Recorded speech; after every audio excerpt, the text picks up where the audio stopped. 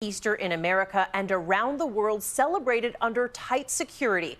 This was the site right here in New York City today. The NYPD on patrol as thousands attended Mass at the famed St. Patrick's Cathedral. And overseas tonight, rioting on the streets of Brussels, police clashing with right-wing protesters, water cannons out in the heart of that city there. At the same time, investigators launching more than a dozen raids, several new suspects now under arrest. On this day of new beginnings and hope, the Pope, in his Easter message, denouncing what he calls blind terrorism. ABC's Matt Gutman leads us off from Rome tonight. Outside St. Patrick's Cathedral in New York today, the NYPD's anti-terror unit patrolling among the Easter revelers, amidst worries about attacks on Christian sites during the holiday.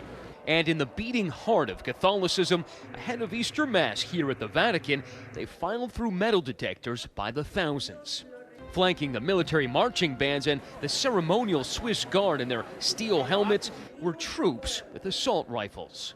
So far this morning, everything seems to have gone smoothly. The security lines have flowed pretty quickly, but the one thing that nobody expected just before the services began, all this empty space in St. Peter's Square. It was there we found this trio of college students. Our family definitely was kind of questioning our decision to go to the Vatican for church. My dad was wondering why I was, but I'm not going to be scared. Pope Francis at the altar, giving communion and praying for peace.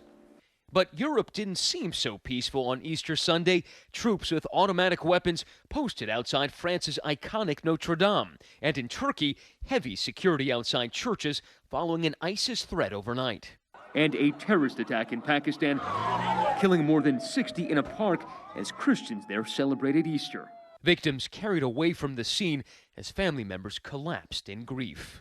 Ending the ceremony in Rome, the Pope specifically mentioning terrorism. Terrorismo. That blind and brutal form of violence which continues to shed blood in different parts of the world.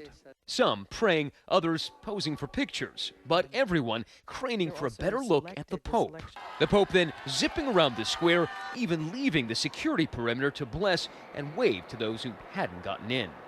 Tens of thousands of people were funneled in and out of this square safely today, but much of Europe remains on high alert. In fact, Italy is still on what it calls its maximum alert. Cecilia. Okay, Matt, thank you.